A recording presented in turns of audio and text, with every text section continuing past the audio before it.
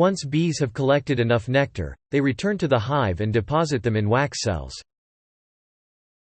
These wax cells are built in symmetrical geometric shapes called hexagons. Bees have the innate intelligence to build their honeycombs in hexagonal tiles. This allows the maximum number of cells of the same size to be created. At the same time, the circumference of the cells is minimized.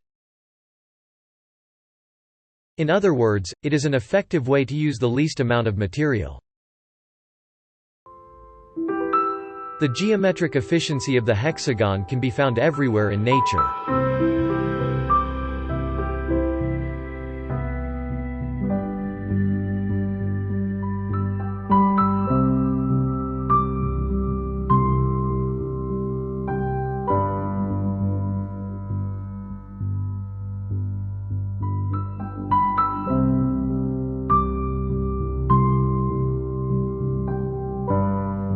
Here we see the cross-section through the stem of a flax plant. As you can clearly see, the plant fibers are also hexagonal in structure. This is not by chance. Nothing in nature around us has come about by chance, but follows an intelligent design. Only because of this efficiency and the resulting stability can trees grow to these heights.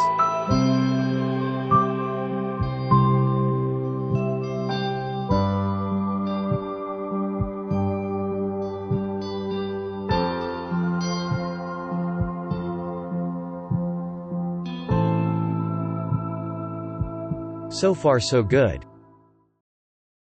The hexagonal structure of structures and fibers seems to be quite normal in living matter. But what can be seen here?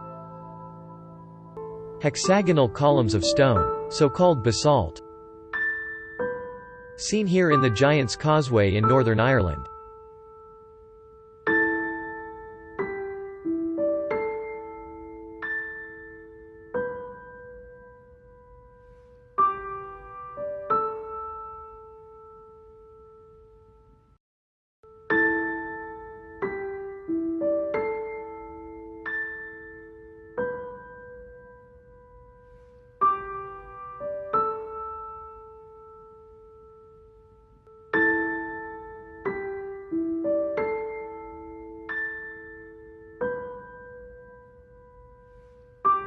But how were these hexagonal columns of stone created?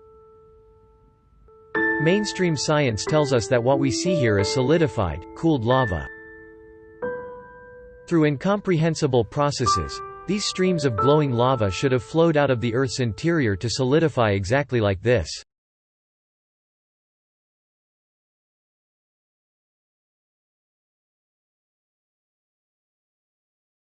One of the best known of these anomalies is probably Devil's Tower in the American state of Wyoming.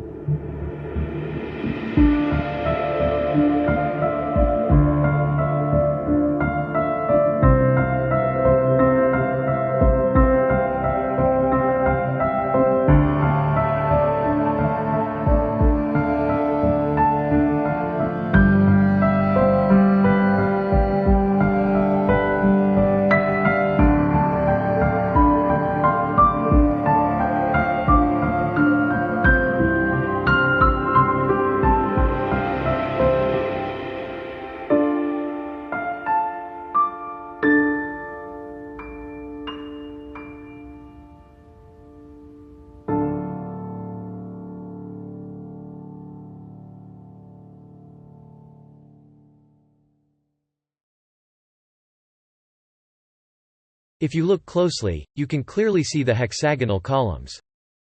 Very similar to the fibers of a plant shown before. Some of these fibers seem to dissolve over time and break away from the overall mass.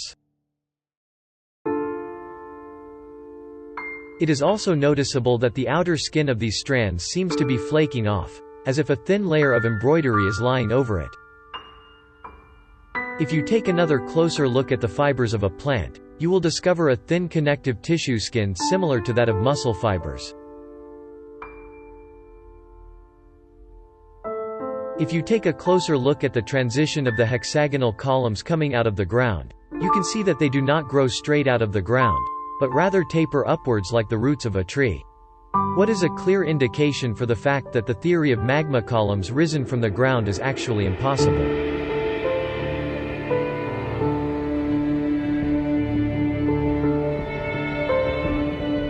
But what does that mean?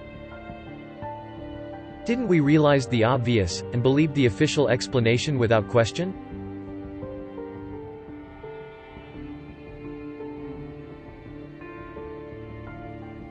And contrary to all the obvious facts, we simply believe we have a mountain in front of us.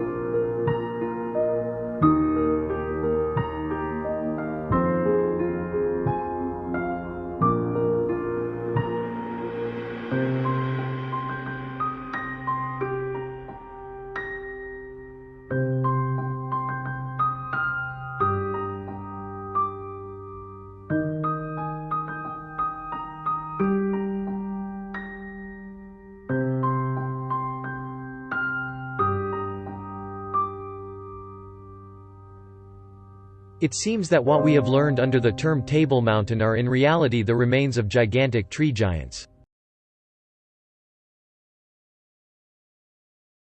And if these gigantic trees were felled with machines unimaginable to us, what happened to these ones?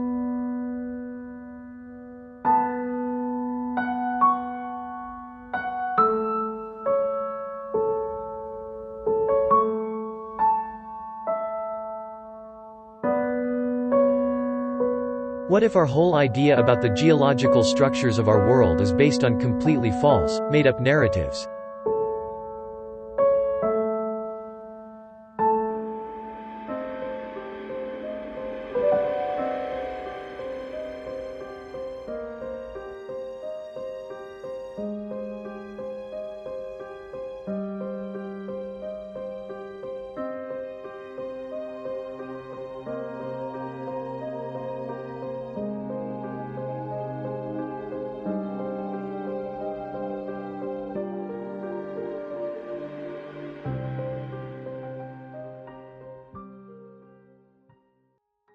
And once again the narrow path leads us to lonely, windy heights in search of truth.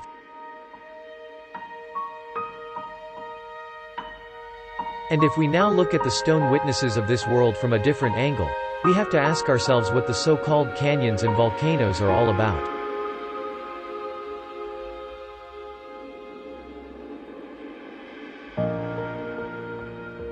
Let's look at the rock structures of many of the canyons we know, whose formation we were taught was the result of millions of years of wind and weather and erosion. If we now compare these formations with the remains of modern open-pit mines, then it is very difficult not to see the clear similarity.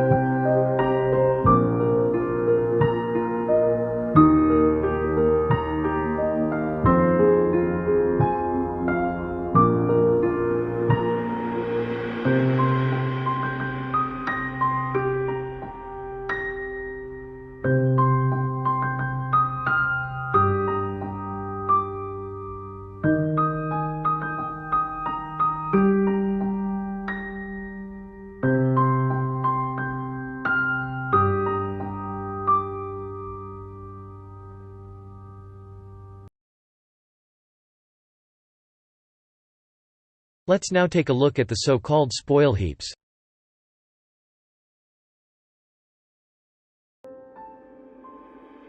These are the heaped-up remains of the mined minerals, which pile up to cone-shaped mountains, and as here in the case of Monte Cali in Germany, can rise up to 300 meters.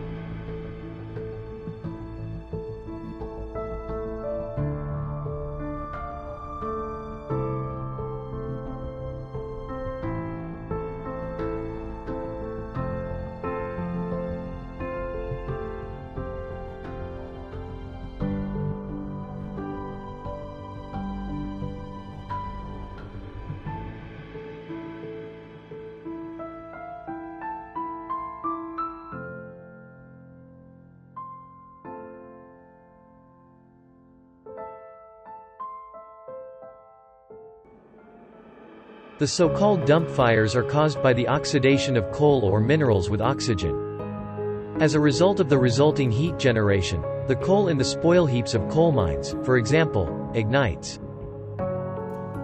The most common cause of fire is spontaneous combustion. The similarity of the burning dumps to volcanoes is immediately noticeable. Georgius Agricola, who is considered the father of mineralogy and the founder of modern mining, already compared burning tailings piles with volcanoes 400 years ago.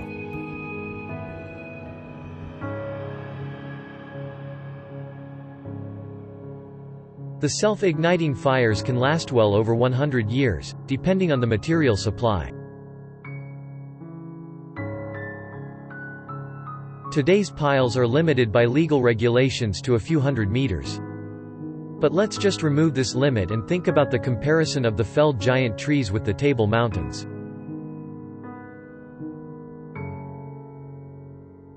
Our habitual, acquired size relations, and the obviously false narrative about our geological history, seem to cloud our clear view of the obvious facts.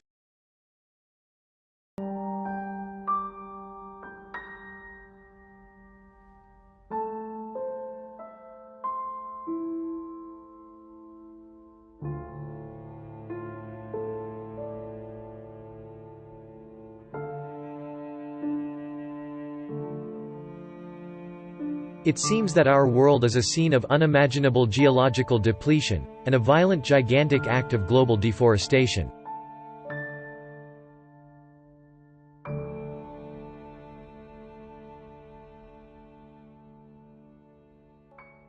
Let's take a look at this map of our oceans without water.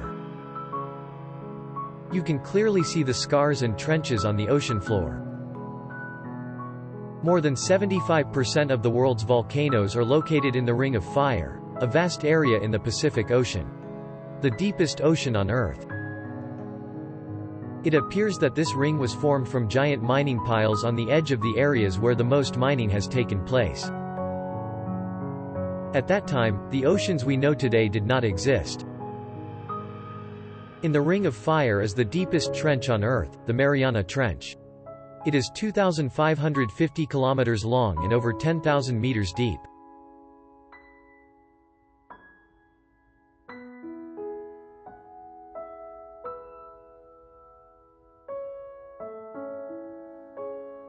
It is no coincidence that the largest volcano on Earth, the Tamu Massif, which is the size of Great Britain, is located right next to these trenches underwater.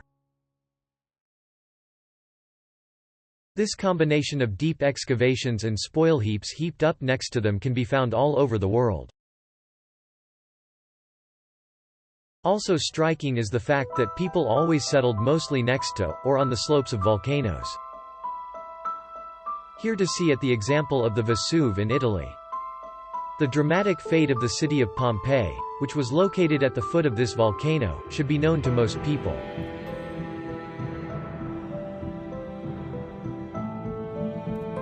Let's imagine that this was a large mining settlement, whose people worked in the mines and the spoil heaps, and had not expected that inside these huge artificial mountains huge chemical processes took place, which caused the mountain to explode at some point. and buried everything under an 8-meter-thick ash layer. Such an explosion has the explosive power of an atomic bomb. Often rainfalls follow these eruptions, which turn the ash layers into a massive mudslide, flooding the whole surrounding area. Another peculiarity of volcanoes is the strange fact that there is no real hard rock in their craters. Everything can be easily dug over with a shovel. One might expect that a mountain in which hot lava from the Earth's interior makes its way upward should be made of hard rock, such as granite. Another fact that points to the typically loose structure of waste spoil heaps.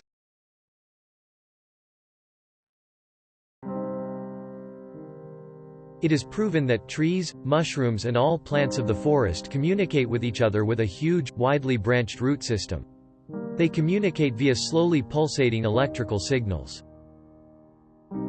Let us now look at the rivers of our Earth from above. The resemblance to giant root systems is striking. Could these be in reality the hollowed out and flooded root systems of our former felled mother trees? Is it a coincidence that all these giant tree stumps are located in national parks or often in protected or hard-to-reach regions?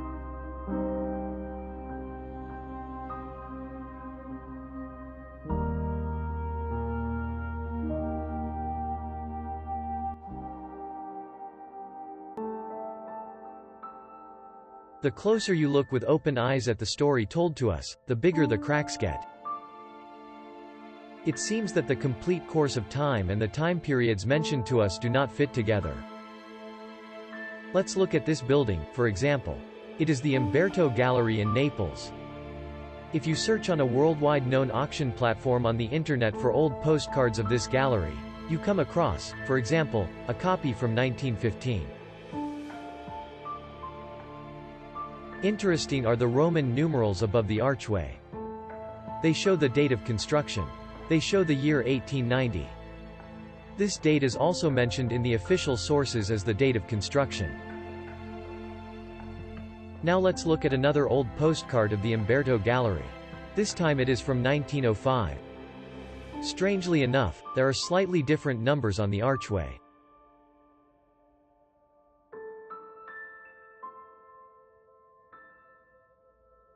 They show the year 890. It seems that between the year 1905 and the year 1915 the Roman numeral M, synonymous with 1000, was added. The question arises why at the beginning of the 19th century the date of construction of the gallery was dated to 1000 years later. More and more voices, including the Russian historian Professor Fomenko, claim that the historical timeline told to us cannot be correct. It seems that whole ages and civilizations either completely invented or greatly changed, not too long ago. We have to completely reassemble the puzzle pieces of our history. Finally, we take a look at old film footage, on which is obviously to be seen the construction of Stonehenge. According to official history, it was built over 4,000 years ago in the Stone Age.